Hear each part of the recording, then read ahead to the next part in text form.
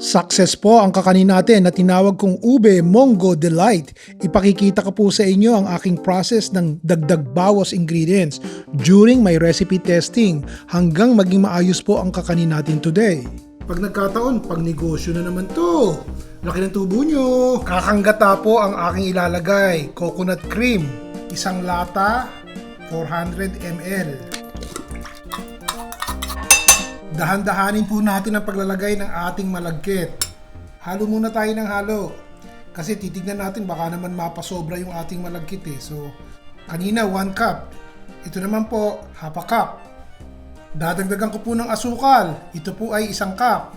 Bahala na kayo kung gusto niyo ng matamis na matamis. Nakita nyo, dinadahan-dahan ko ang paglalagay. Konti ulit. Wala pa sa apo yan ha. Basta hinahalo lang natin. Kung matitikman nyo ng hilaw pa to, parang butter lang naman ito, di po ba? Tikman nyo. At kung tama na ang tamis sa inyo, edi itigil nyo na yung paglalagay. Tikman natin.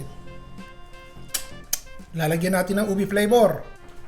Kung nagugustuhan nyo po ang mga ipinopost ko, pwede po ba can you help me grow my YouTube channel by clicking the like and also subscribe? Lalagyan ko pa ulit ng malagkit.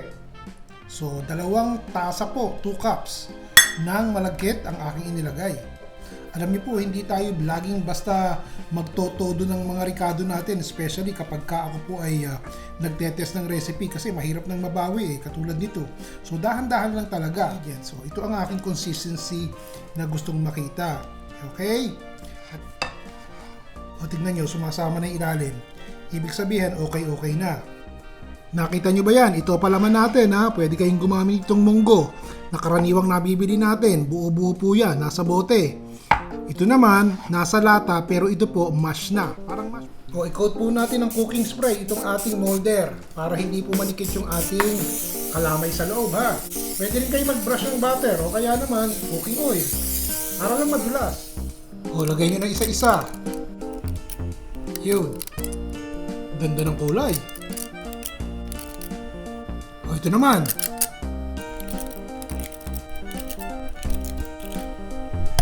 Tsaka natin ilagay itong ating munggo. Bagong idea to mga kaibigan. Huwag niyo masyadong pupunuin ng munggo yung ibabaw at baka naman umapaw. Ganyan lang.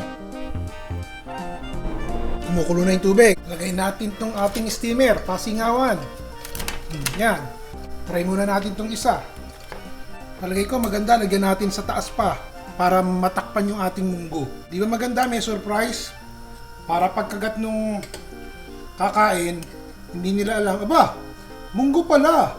May munggo. Ganun. Ayan. Diba? May takip. Hindi ko na po lalagyan ng tuwalya at baka dumikit eh. Isara na natin. Total, maliit lang naman to eh. Tingnan natin kung gaano katagal ipasisingawan. Okay. Tingnan natin. Aba, parang nagkatama tayo ah. Ang ganda ng nilabasan eh. Oh, tingnan nyo, mainit. Tatanggalin ko muna ha. Palalamigin po muna natin to. Isa lang ulit natin yung isa. Ganun din. Steam.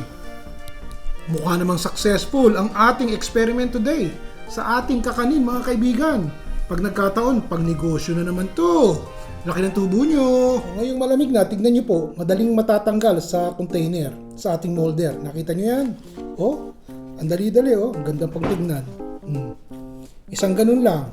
Ito pong aking pinaglutuan eh, binili ko sa Amazon. Ito po ang silicone molder. Pero napakadali oh. Pagkatapos madali din yung hugasan. At bago nyo po i-serve, lagyan nyo po ng sariwang kinayod na nyog para mas masarap po talaga ang lasa. Si Ron Bilaro po. I'll see you again next time. Bye everybody!